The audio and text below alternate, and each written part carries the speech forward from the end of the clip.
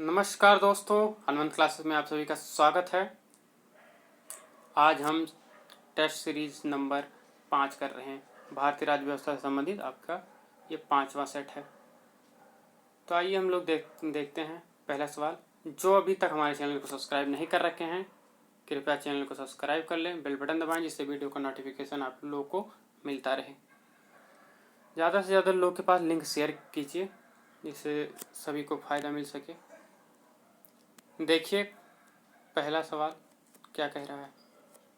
भारत के लिए संविधान की रचना हेतु संविधान सभा का विचार निम्नलिखित में से सर्वप्रथम किसने प्रस्तुत किया था।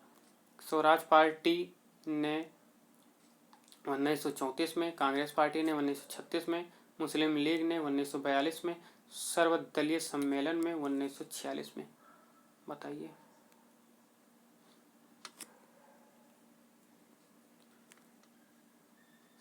भारत के लिए संविधान की रचना हेतु संविधान सभा का विचार निम्नलिखित में सर्वप्रथम किसने प्रस्तुत किया था। स्वराज पार्टी ने 1934 में। मई 1934 में रांची में स्वराज पार्टी ने आत्मनिर्णय के अधिकार की मांग की और एक प्रस्ताव पारित किया जिसमें कहा गया कि अब वयस्क मताधिकार के आधार पर निर्वाचित भारतीय प्रतिनिधि की एक संविधान सभा होगी जो संविधान का निर्माण करेगी। मतलब संविधान सभा होगी और वो भी वयस्क मताधिकार के आधार पर, और वह संविधान का निर्माण करेगी। भारतीयों की ओर से संविधान सभा की मांग करने का यह प्रथम अवसर था। 1934 में ये सबसे पहला अवसर था। समझ में आ गया। और इसमें वयस्क मताधिकार की मांग की गई थी कि वयस्क मताधिकार के जिस तरह आज जब 18 साल के हो जाते हो तो आप लोग तब चुनाव का वो होता है। समझ में आ गया होगा। दूसरा सवाल देखते हैं। दूसरा क्या कह रहा है। दूसरा, निम्नलिखित में से संविधान सभा के बारे में गलत कथन कौन सा है। गलत कथन बताना है कि संविधान के बारे में इनमें से क्या गलत है। पढ़िए। इसने बड़ी संख्या में समितियों की मदद से काम किया। उनमें से प्रारूप समिति सबसे महत्वपूर्ण समिति थी। अल्पसंख्यक समुदाय जैसे ईसाई, एंग्लो इंडियन और पारसियों के सभी में पर्याप्त प्रतिनिधित्व दिया गया। इसका निर्वाचन सार्वभौम वयस्क मताधिकार पर किया गया। इसकी चुनाव प्रक्रिया 1935 के अधिनियम के 6वीं अनुसूची पर आधारित थी। कर समाप्ति और शैक्षणिक योग्यता के आधार पर मताधिकार सीमित थी। कौन सा गलत है।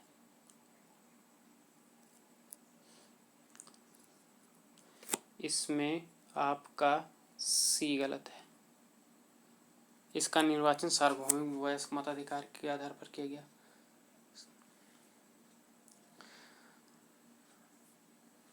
समझ में आ गया। संविधान सभा के सदस्यों का निर्वाचन प्रांतीय विधानसभाओं के सदस्यों द्वारा प्रारूप अप्रत्यक्ष निर्वाचन के द्वारा हुआ था, न कि सार्वभौमिक वयस्क मताधिकार के द्वारा। समझ में आ गया।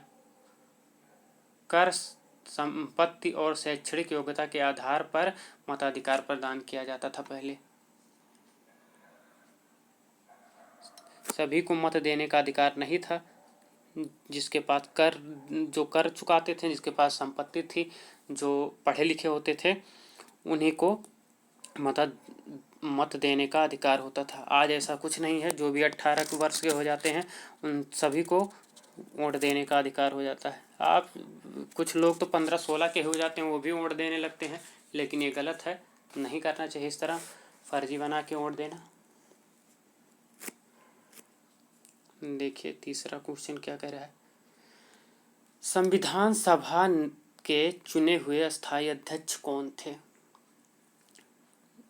Doctor B.R. अम्बेडकर, डॉक्टर सच्चिदानंद Sinha, doctor Rajendra Prasad, doctor S. Radhakrishnan.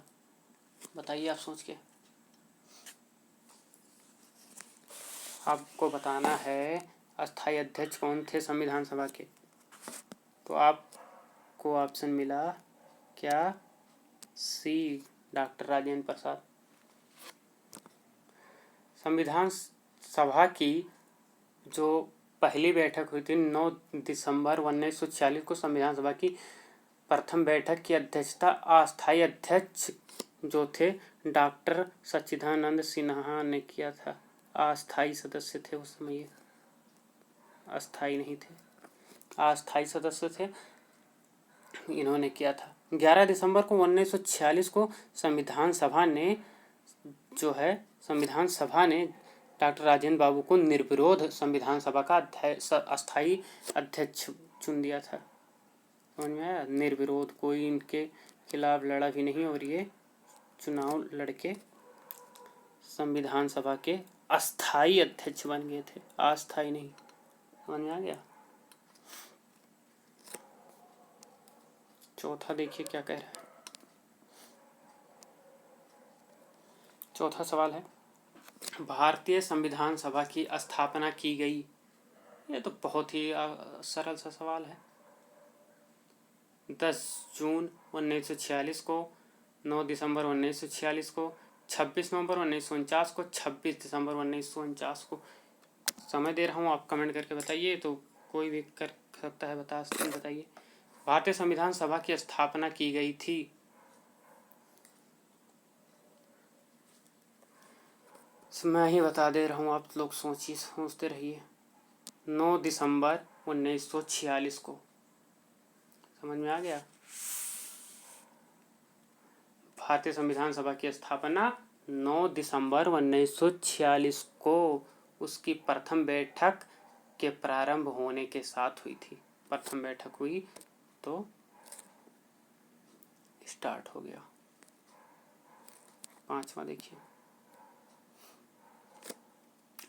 Bharat को एक संविधान देने का प्रस्ताव संविधान सभा द्वारा पारित किया गया था।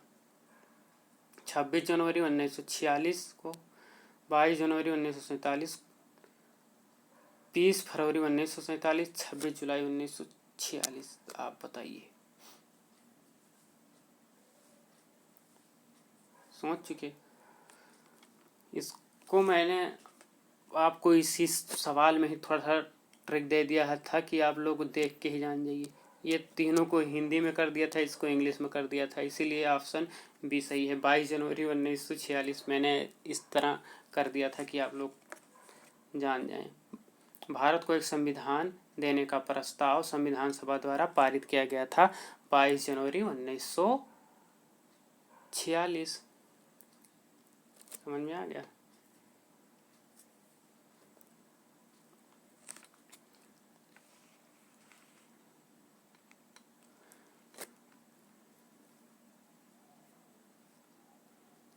कर लिए आप लोग, समझ गए होंगे। भारत, ये पांचवा सवाल भी आपका हो गया।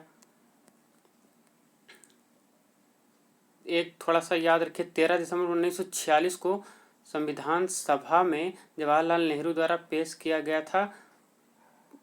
आगे चलकर यही जो उद्देश्य प्रस्ताव जो है प्रस्तावना का रूप बना था। समझ में आया? 22 जनवरी 1946 को जो है संविधान सभा द्वारा भारत को एक संविधान देने का उद्देश्य प्रस्ताव पारित किया गया था। उद्देश्य प्रस्ताव को 13 दिसंबर 1946 को संविधान सभा में जवाहरलाल नेहरू द्वारा पेश किया गया था। आगे चलकर यही उद्देश्य प्रस्ताव प्रस्तावना का रूप बना। जो हम प्रस्तावना पढ़ते हैं वो 22 जनवरी 1946 को संविधान सभा द्वारा संविधान में उद्देश्य प्रस्ताव पारित किया गया था। उद्देश्य प्रस्ताव को 13 दिसंबर 1946 को हम लोग प्रस्तावना का प्रारूप बना देते हैं। तो आप लोग को सवाल हो गया है। और अभी तक जो हमारे, अगर वीडियो अच्छी लगे तो वीडियो को लाइक कर दीजिए। जो अभी तक हमारे चैनल को सब्सक्राइब नहीं कर रखे हैं, चैनल को कृपया सब्सक्राइब कर दें, बेल बटन दबाएं जिससे आपको वीडियो का नोटिफिकेशन मिलता रहे। वीडियो को ज़्यादा से ज़्यादा लोगों के पास शेयर करें। कमेंट करके बताया कीजिए कि कैसा लग रहा है आपको वीडियो देखने के लिए